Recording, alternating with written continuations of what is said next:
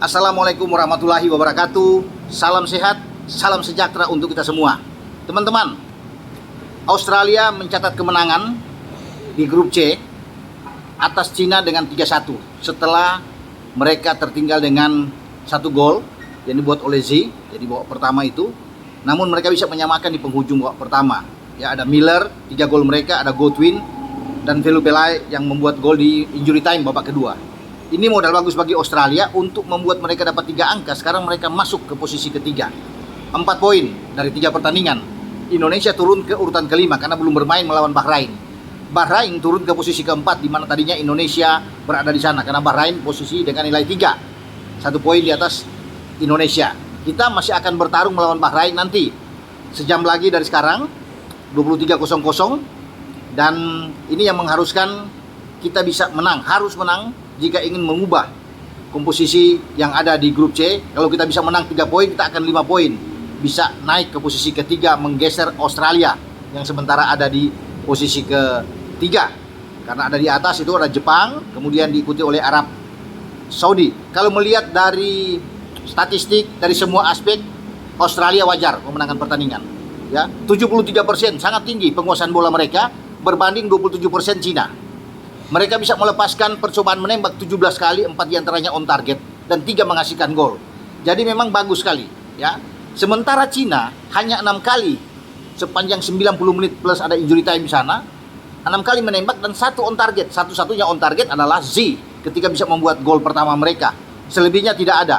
Jadi memang dari operan, dari akurasi operan semua, ini menjadi milik tuan rumah Australia. Karena Australia memang harus menang setelah kalah dari Bahrain, ditahan imbang oleh Indonesia di GBK. Mereka mau tidak mau harus bisa menang. Tapi menang mereka tuh dengan kerja keras. Cina memberikan perlawanan. Dan ini bisa menjadi gambaran buat kita karena setelah Bahrain, kita menuju ke Qingdao menghadapi dengan Cina. Jadi kalau lihat Cina main juga tadi, wah ini hebat juga mereka. Jadi kita harus berhati-hati memang. Karena Australia walaupun main di kandang, sempat kaget dengan gol pertama Cina. Nah, mereka pasti ingin, sudah 3 kali kalah Cina. Cina juru kunci sekarang urutan ke-6 ya. Jadi 0, 3 kali bermain, 3 kali kalah. Makanya mereka akan pasti habis-habisan melawan Indonesia. Dan kamu lihat mereka bermain ada peningkatan yang luar biasa. Dibanding mereka kalah dengan 7-0 lawan Jepang. Dan dipermalukan di kandang dengan kalah 1-2 melawan Arab Saudi. Jadi Indonesia, mereka akan coba untuk melampiaskan ini. Ya, bagaimana mereka harus bisa mendapatkan poin pertama.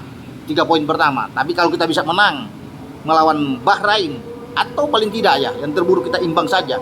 Ini ada modal bagus bagi Jaises dan kawan-kawan menuju ke Cina untuk bertanding pada pertandingan keempat kita di grup C. Nah, kalau melihat dari line up pemain yang sudah dirilis oleh AFC dan semua beredar luas, baik dari Bahrain dan baik dari Indonesia, sudah keluar nama-nama dan pasti teman-teman juga sudah bisa tahu ya komposisi nama-nama pemain yang ada.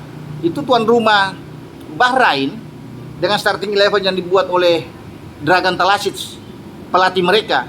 Penjaga gawang ya memang masih dengan Lutfala lah, Ibrahim Lutfala. Tapi 4 pemain belakang mereka itu ada Abdullah Al-Khalasi, Vincent Emmanuel, ada kapten kesebelasan mereka, Walid Al-Hayam, dan Amine Benadi. Itu 4 pemain belakang mereka. Mereka bermain dengan 4-4-2 kalau nggak salah dalam pertandingan ini. Kemudian Ali Madan ada di tengah, ada Abbas Fadil Alasfor. Di sana ada Muhammad Mahrun juga bermain, dan satu lagi Ali Haram, itu gelandang mereka. Nah, di depan itu ada Kamil Al-Aswad, striker mereka yang keenam, dan juga ada Mehdi Abdul Jabbar Hasan. Itulah 2 striker mereka yang saya bilang di konten saya sebelumnya. Ini berbahaya mereka dengan ada Mehdi di sana dan Kamil ya. Ya, Kamil Al-Aswad sana dan dengan Abdul Jabbar. Jadi ini menjadi ujian bagi lini belakang kita yang dikomandai oleh Jai Ises dan kawan-kawan. Itu formasi atau starting 11 yang resmi dari Bahrain yang sudah dirilis ya semua, dan PSSI juga sudah merilis ini, sudah semua tahu. Sementara Indonesia STY mengambil suatu langkah yang luar biasa. Untuk pertama kalinya Malik Rizaldi, striker dari Persebaya Surabaya, dimainkan di starting 11 sebagai pemain nomor 9. Bagus sekali. Ya, ini sampai mencengangkan kalau bisa dikatakan. Orang bisa melihat bahwa di sana bisa ada Rafael Struijk yang ada, tetapi ternyata Tidak ada, justru Malik yang bermain. Bahkan Eliano Reinders yang diharapkan bisa bermain pertama, Eliano pemain cadangan. Mungkin akan dimainkan di babak kedua. Kalau melihat dari starting ya, pengumuman resmi yang sudah beredar luas. Dengan penjaga gawang Martin Pas yang tampil di bawah mister kita. Kemudian Mads Hilgers langsung dimainkan. Mads Hilgers, ada Jai sebagai kapten, ya Bang Jai. Dan satu lagi, Jordi Amat, bukan Rizky Ridho. STY membangku cadangkan Rizky Ridho dan Jordi yang dimainkan untuk bermain dengan 3 back, 3-4-3 ya. Jadi sekali lagi di belakang itu Jai sebagai kapten, Mads Hilgers dan Jordi Amat. 4 gelandang dipimpin oleh Tom Hae, Ivar Jenner yang akan bermain, bukan Nathan Cho. Nathan Cho ada di bangku cadangan. Kalau melihat dari di list yang ada. Dan di kanan Sandy Walsh, di kiri Calvin Verdong. Itu nama-nama pemain baik dari Bahrain dan Indonesia yang sudah resmi. Sementara pemain-pemain cadangan itu ada Rizky Ridho, Marcelino Ferdinand, Witan Sulaiman, Pratama Arhan, Wahyu Prasetyo, Asnawi Mangku Alam, ada Dimas Derajat, Nadeo Argawinata, Sain Patinama, Hernando Ari Sutaryadi, Nathan Cho, dan Eliano Reinders. Kalau bisa melihat di sini juga tidak ada ya. Kemudian bisa Rafael ada. Ya, ternyata Rafael ada bermain dengan 2 striker ya. Biasanya kan cuma Rafael sendiri yang ada. Tapi ini Malik yang bermain lebih dulu dan Rafael. Ini luar biasa. Itu yang kita bisa, biasanya kan akan salah satu Witan ya. Kalau Malik bermain, Witan bisa ada di sana, atau dengan Eliano atau Marcelino. Tapi ini dua-dua. Berarti STY memilih untuk bermain dengan lebih menyerang, langsung memainkan 2 pemain depan. Tapi Malik akan ada lebih di nomor 9. Rafael karena biasa bermain di flank, mungkin Rafael akan ke flank ya, ke kanan. Nah, posisi di kiri ada Ragnar Oratmangun. Saya pikir itu mungkin komposisinya kalau tetap dengan 3-4-3. Tapi kalau dengan 4-4-2 ya ke belakang sedikit, agak ke belakang adalah Ragnar tentunya. 2 yang akan taruh di depan langsung Malik dan Rafael Struijk. Jadi memang luar biasa kalau bisa dilihat di sini.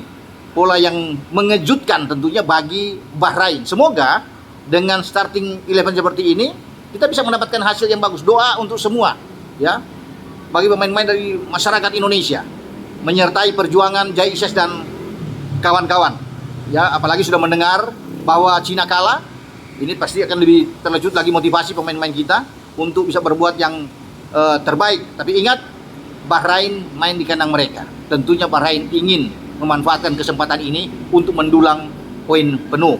Namun mereka harus bisa melewati Indonesia juga.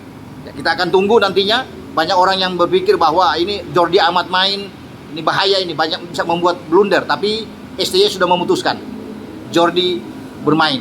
Dan terutama kejutan yang ada yang saya bilang tadi ya, Malik Rizaldi.